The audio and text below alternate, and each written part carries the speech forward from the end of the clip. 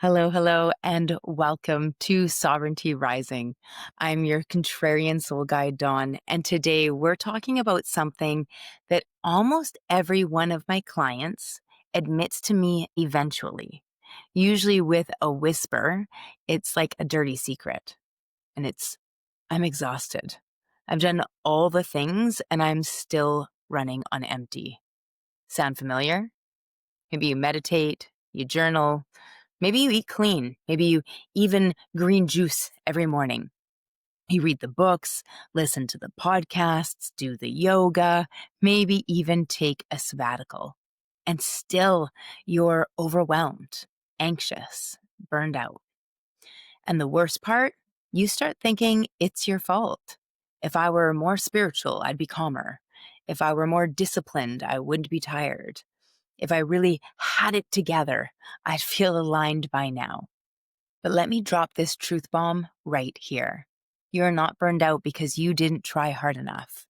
You're burned out because you've been trying to control what was never meant to be controlled. Today, we're going to break the illusion of control, return to presence, and learn to live by the cycles that already exist within you instead of fighting them. So stay with me. Welcome to Sovereignty Rising. Ditch the fear, embrace your flame. I'm Dawn Elgin, contrarian soul guide, visionary mystic, and creatrix of practical spiritualism. And this is the space where we strip away the fear, burn the old stories down, and reclaim the power that was never truly lost, just buried. Here, we dive into raw, unfiltered conversations on emotional healing, spiritual awakening, and the art of unlearning everything that keeps you stuck, small, and disconnected from your truth. Together, we rise like phoenixes. Flame first, fear last. Let's rise together. Let's chat about the anatomy of overwhelm. Here's the truth. Overwhelm isn't just about having too much to do. Overwhelm happens when you're living out of alignment with your energy. Think about it. Your nervous system is designed for bursts of action and then periods of rest. That's just a natural cycle. But society has trained us to live in permanent summer, grow, push, expand, hustle, achieve. Endless daylight, no winter. And then we wonder why we're tired. And science backs this up. Chronic stress floods the body with cortisol. Over time, cortisol dysregulation leads to brain fog, anxiety, sleep disruption, and burnout. The World Health Organization even classified burnout as a workplace syndrome caused by chronic, unmanaged stress. Overwhelm is not proof that you're weak. It's proof that you're out of rhythm. Let's talk about the illusion of control. Control is seductive. It makes you believe that if you just plan harder, organize better, hustle longer, you'll finally feel safe. This is not true. So why do we try to control things if it's not actually going to give us what we desire? We have to remember that control is often a trauma response. We don't try to control things because it all feels good. When you're little, you play, you enjoy life, you're with your friends, everything's great. And the only time that we try to control is when we are getting into a place of an unknown or something we don't like. As we get older, we learn to try and control things more, usually because we've been taught. We've been taught that if we can keep everybody happy, then we'll feel safe, we'll feel loved, we'll feel like we belong. It's always because we are trying to either get one of what I call the big four, which is safety, security, belonging, or love, or we're trying to hold on to them. And so if we are trying to hold on to one of these four things or gain one of these four things, then control will seem like a way to either get them or keep them. And I don't say this to you lightly. I've been an absolute triple A type personality control freak. And it took me a long, long time to understand that this was a trauma response. I had no idea why I was doing this. And When I look back, it makes absolute sense. I don't understand how I couldn't have seen it before, but that's the way of wisdom and time moving on. Here's the deal. When we feel like we lack control, the world around us feels unsafe. If we have a great desire for safety and security, then we're going to try and control things to get what we need. And this makes total sense. When you think of how the psyche works, we are always putting everything against previous experiences. This is what it means to live in the past. This is the creation of time. If I'm going into a new situation, then I have an unknown, and that's going to make me feel unsafe. So, for many of us, we'll go into that trying to control things, even if that control is ourself, holding ourselves back, being distant, watching. These are all ways for us to try and control a situation, control a narrative. Now, if we have been through something similar, because it'll never be exactly the same. So, if we've been through something similar before, then we might be trying to control to get a different outcome or to get the outcome that we desire. So it's not like we're trying to control things to create chaos. We're actually trying to create this sense of safety and security, especially in control, along with belonging and love. When we understand this, and we can be really gentle with ourselves and start getting curious.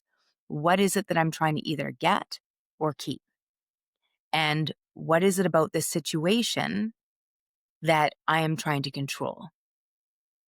And how can I be a little bit more present with this?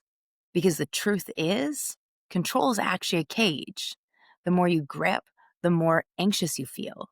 Because control demands certainty, and life never offers certainty. That gap between your demand for control and life's refusal to comply is where overwhelm lives.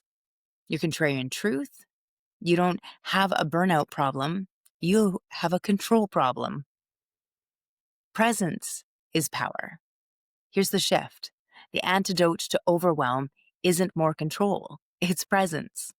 Presence says, I don't have to fix the whole day right now. I just have to breathe into this moment. Presence interrupts the story spiral. Presence calms the nervous system. Presence gives you power because it's the only place you can actually act from. One study on mindfulness and stress reduction showed that even 10 minutes of present moment awareness lowered cortisol levels and increased feelings of well-being. Not because life magically changed, but because awareness shifted the inner field. Now, if you're new with me and you're unsure of this term, inner field, I'd like to chat about that.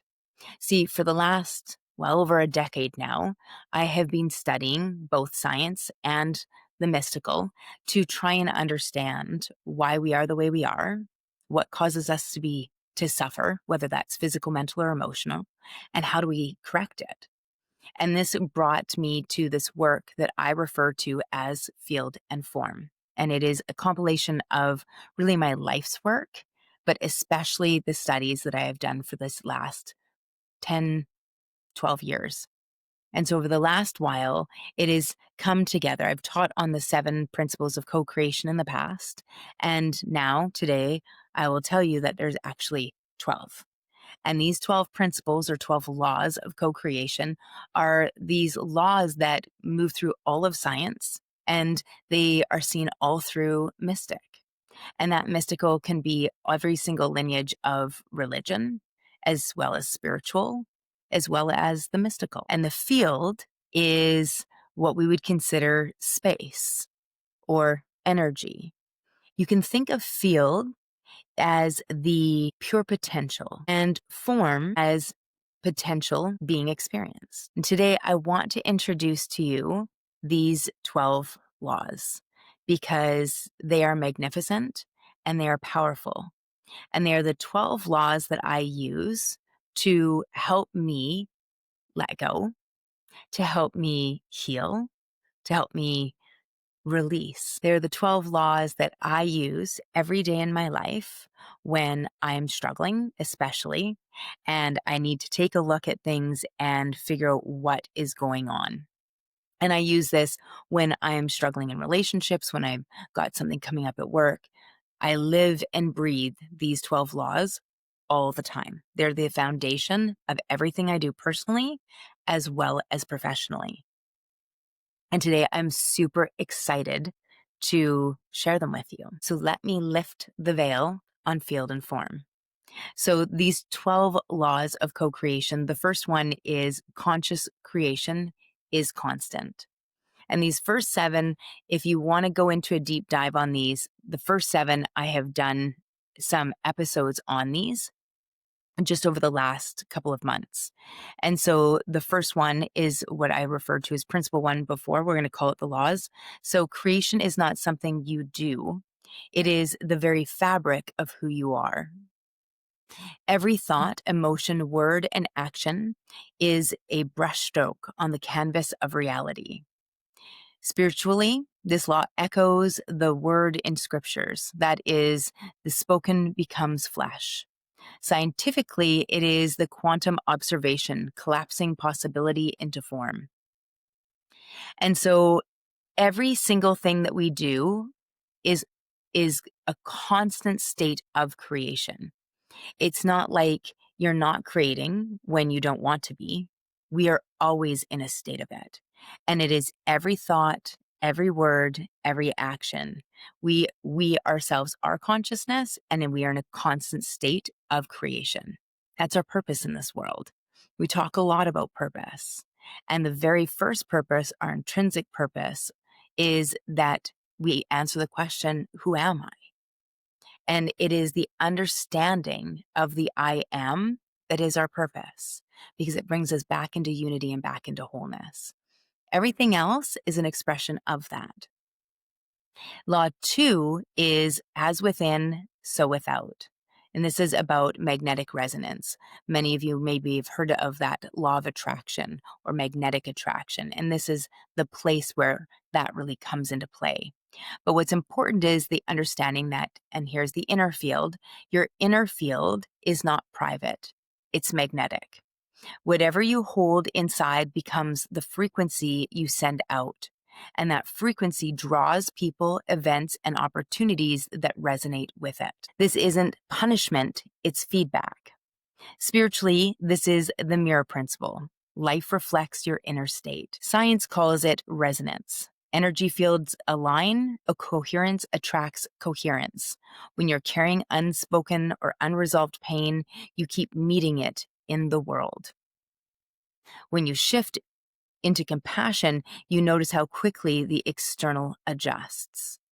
And so often when we are wanting to attract something in, and we've got vision boards, or we're doing our intentions, we're doing some work, and we have these thoughts, we're putting it out on the field of electrical energy, of thought, of mind. But it's, what are we calling into us magnetically? What is the resonance? And so if I have unworthiness within me, then calling in abundance is going to be difficult, because I'm going to have a dichotomy. I'm going to have these two opposing energies fighting each other. And you can imagine these two energies pushing against each other and creating this feeling that we would probably call anxiety or anxiousness or discomfort or dissonance. And that's what causes this, is this incoherent energy. Now, the third law is presence equals power. And this one I've explained as time, space, and speed. So power only exists here and now. And we're talking about it today. And the past has already collapsed into memory. The future is still vapor. Only this moment holds life force. Spiritually, presence is God's address. Mystics across traditions insist the now is the doorway. Scientifically, the body proves this. Breath, heartbeat, nervous system regulation all exist only in the present. When your mind drags you back into regret or forward into fear, you split your energy and weaken your signal. The weight of the baggage you carry, WEIGHT, directly impacts the weight, WAIT, for change. hence time, space, and speed. True speed is presence. When you're here, life accelerates because energy isn't leaking into elsewhere. This law is an invitation to stop outsourcing your power to someday and to reclaim it now. Law 4 is choice is participation. Every choice is a prayer. And that's an important, I really want that to sink in. Every choice is a prayer. You're putting it out there and you are going to be met where you're at. Whether you decide to respond with love or react with fear, you are casting a vote into the field. Think of the field is all of the space around you. And this space, even if it's empty, it's still filled with energy. It's filled with information. If you think of the quantum field is to the universe, to source, to God, what our mind is to us. And it is the energy of our mind, which is both emotions and thoughts, and it is interacting with the mind of the universe. And not only that, but the energy of my mind is interacting with the energy of the universe as well as your mind. And all of these energies are co-creating together to create the life that we experience. Now, spiritually, this is free will in action. Fate becomes destiny when you choose consciously. Neuroscience shows us brain defaults to old wiring until you interrupt it with awareness. Most people live in reaction, thinking they're at the mercy of circumstances. But reaction is just unconscious choice. Every yes, every no, every thought indulged is participation in creation. So just because you don't act on it doesn't mean it doesn't matter. It affects your heart, it affects your nervous system, it affects your breath. So if it's affecting you physically, it's affecting you environmentally. The paradox is that not choosing is still a choice. It is a vote for drift. This law is a call to step out of passive living and into sovereign authorship. Now, law 5 is alignment over control. You're going to see a real pattern here of what happens. And if you think of these 12 laws, if we were to follow them and work with them, we would end our own suffering. So alignment over control. Surrender is the strategy. Now, if you've heard some of my story, I have for over 7 years now been on a surrender experiment that began after I read the book, The Surrender Experiment by Michael Singer. So, Law 5, control is the great illusion. The more you grip, the more life slips through your fingers. Spiritually, every tradition teaches surrender. Taoism calls it Wu Wei, and I might have pronounced that wrong. Christianity calls it Thy will be done. Science affirms that systems work best when there is adaptability, not rigidity. Judgment, expectations, and demands to know why narrow the field and block guidance. Curiosity, detachment, and trust expand it. Alignment isn't passive.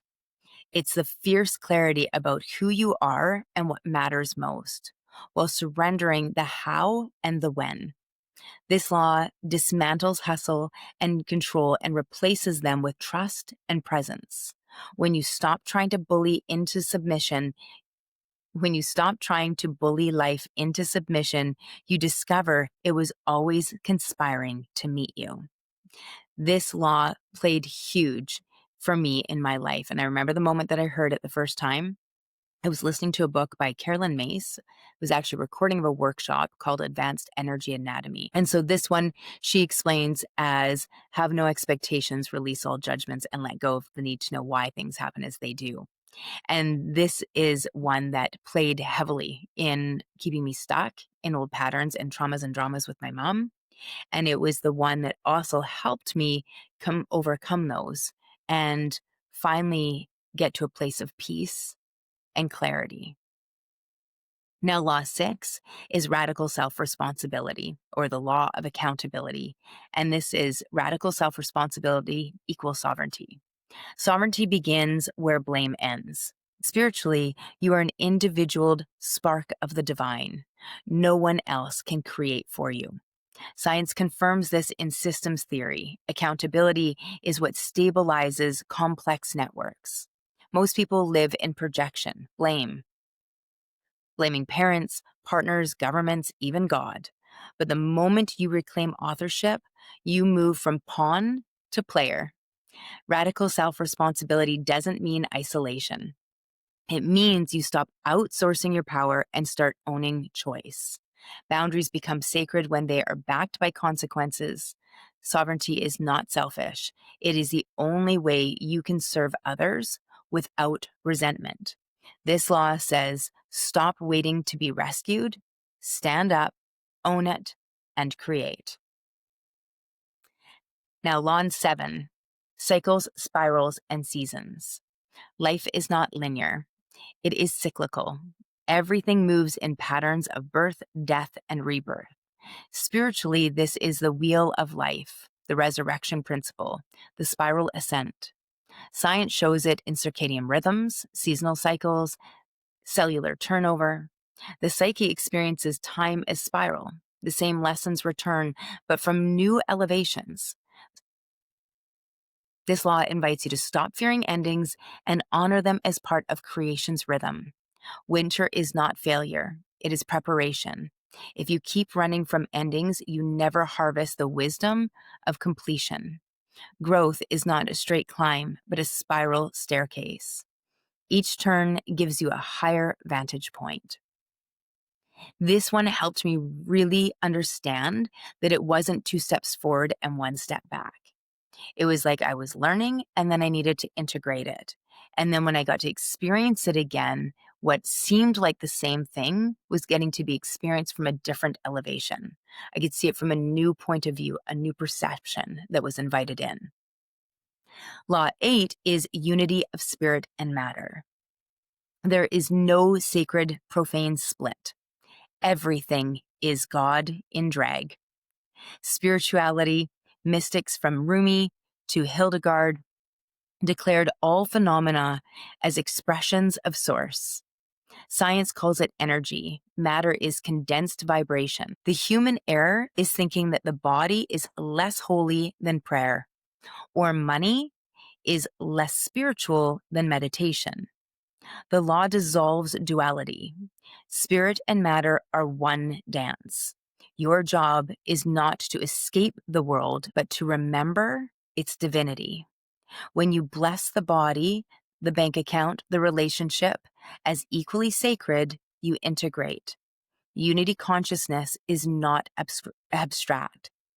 It's lived when you honor every domain as spirit in form. Law 9, coherence. Intent plus emotion equals manifestation. Creation requires coherence. Intention without feeling is inert. Emotion without direction is chaos. Spiritually, this is the marriage of head and heart, thought and will. Science confirms heart-brain coherence produces measurable shifts in physiology and outcomes. Manifestation happens when mind, heart, and action align into one clear signal. Most people scatter. They think one thing, feel another, and act in contradiction. That incoherence breeds frustration. This law demands integration. Harmonize thought, emotion, and embodied action into the unified field. When you become congruent, creation accelerates. So this is the law that links very closely with that law of magnetic resonance. And so when we understand how coherence works and the importance of it, that is when we start to manifest or create a life at a different level. When we are creating it from alignment, from attunement, versus from chaos. Law 10, service amplifies creation. Creation magnifies when it serves more than the self. This law is going to help when we think of Law 8 of unity of spirit and matter. So for many of us, myself included, I have always really struggled with this concept of our body or money and that other things are supposed to be more spiritual. And the truth is if we can understand that everything is spirit, then it helps us bring things into order. We don't pray to just money or focus on one, but it's that everything is God. Everything is light. Everything is divine. And this is the law that helps us with selfishness or being self-willed. So creation magnifies when it serves more than the self. Spiritually, this is Dharma, the Bodhisattva vow, Christ consciousness. Science shows us that altruism generates resilience, health, and even longevity. When you create only for yourself, the field is small. When you create for the collective, the field multiplies. But service is not martyrdom. True service includes yourself as part of the we. This law reminds you that the greatest creations are those that ripple outward, uplifting others. You are most powerful when your personal vision serves the awakening of all beings. Now, law 11, the law of paradox. Life is full of reversals. Spiritually, mystics have always said that the divine teaches through opposites. Loss becomes gain. Suffering precedes breakthrough. Weakness becomes strength. Science agrees in its own way. Chaos theory shows disorder can lead to higher order. Paradox is the language of transformation. What looks small may be vast. What looks like failure may be foundation. The ego hates paradox because it wants certainty. The soul thrives on paradox because it knows wholeness. This law invites you to stop resisting contradiction and start looking for the hidden gift inside reversal. Paradox is not punishment, it is the portal. Now, law 12. Grace and guidance are cofactors. You are not creating alone. Spiritually, grace is the invisible hand of the divine, the higher self, archetypes, angels, ancestors walking with you. Scientifically, synchronicity can be seen as pattern recognition and probability aligning, but that doesn't make it any less miraculous. Coincidence is co-instance. So break down the word coincidence, a co-created instant. Your field aligning with the higher order. Guidance comes when you ask, when you listen, and when you act on what you hear. Grace arrives in the cracks between your effort, carrying you where you couldn't push yourself. This law teaches you to stop pretending you are the sole architect of your life. You are the co-creator in cosmic partnership. Human gift and divine grace braided together. Remember, we are weaving a fabric, and all of us have these threads of energy. And we use these threads of energy to weave and create what people will call the veil or the world around us. The law of grace and guidance reminds us that we are not creating this fabric on our own, but that we are doing it not only together with each other, but each of us being divine, we are creating this fabric with source. Pull one thread and the whole picture changes. On the actions of this, it's such a beautiful law because many of us are asking for guidance. We're asking for clarity. And my own mentor would call them the downloads. We're talking about when we get that guidance, the importance of us actually acting on it and not just asking for something and then waiting and not doing anything at all. So here we understand that presence is power because the now is the only place your energy actually exists. Your soul is an entity only of present time.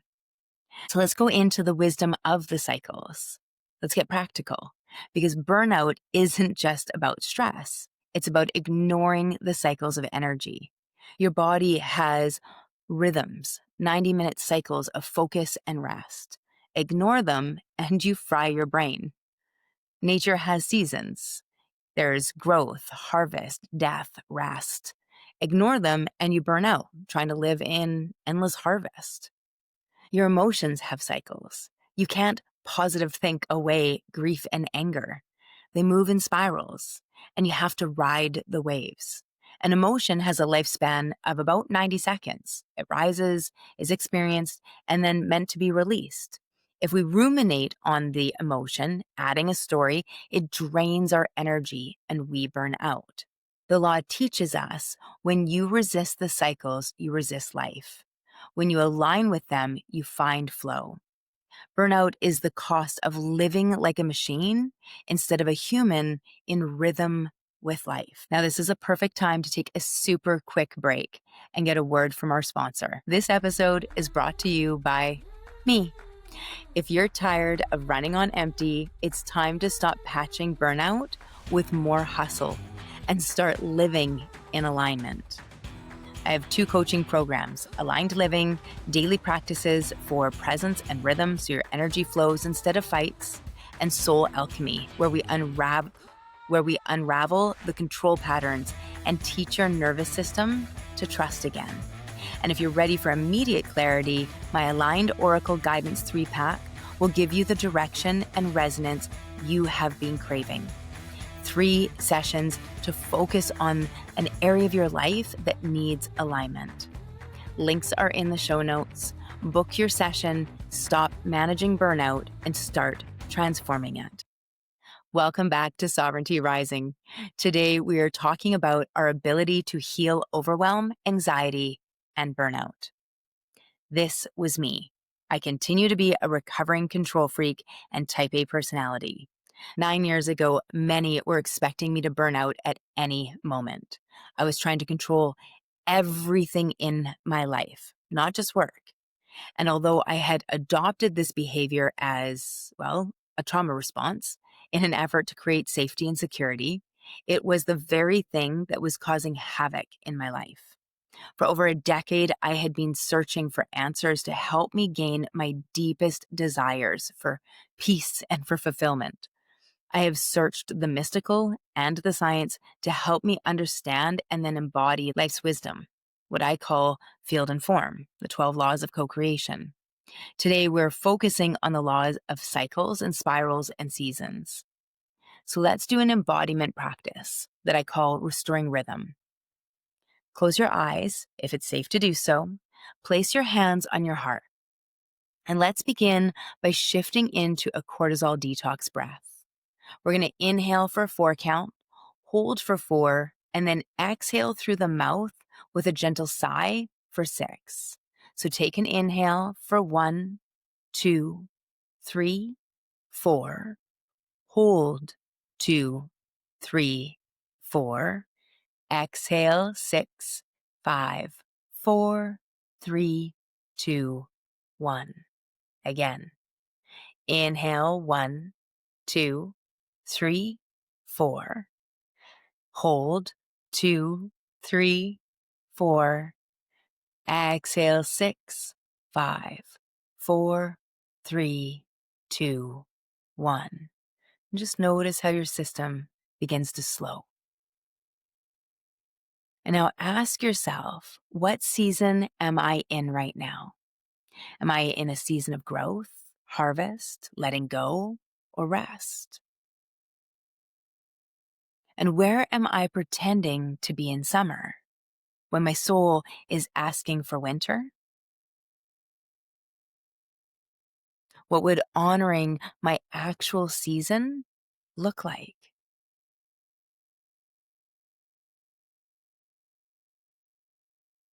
And anchored in this mantra, I honor my rhythm. I am not a machine. I am a living cycle. Now, here's how the laws weave this together. Presence equals power. Overwhelm dissolves when you return to now. Alignment over control. Burnout heals when you stop gripping and start trusting. Cycles and seasons. Anxiety eases when you live in rhythm instead of resisting it. This is the truth. You don't heal burnout by escaping your life. You heal it by changing the way you live it. Anxiety isn't your enemy. It's your signal. Burnout isn't failure. It's a demand to realign. Your mantra for this week: I honor the cycles. I release control. I live from presence. And your reflection? Where in my life am I forcing endless summer? And what would shift if I allowed myself to honor the season I'm truly in? Because sovereignty isn't about managing your overwhelm. It's about remembering you were never meant to live as a machine. You were meant to live as rhythm, as breath, as spiral. Thank you so much for hanging with me today.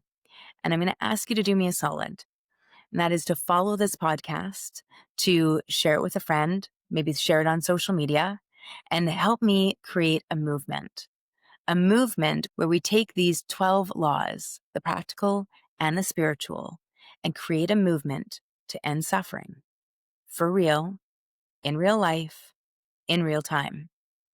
I am so honored to be here with you, and I can't wait for our next episode. You are not broken. You are not too much. You're remembering who you've always been. And this journey is just getting started. If today's episode lit something in you, hit follow so you don't miss what's coming. And if you're feeling it, leave a review. It helps with more soul-led women find this space. Want to go deeper? Come find me on YouTube, Facebook, our private Facebook community, The Awakening Circle, Instagram, TikTok, or at our website, practicalspiritualismco.com, for all the ways we can rise together. Not to worry, all those links are in our show notes. Until next time, stay sovereign, stay bold, and keep that fire lit.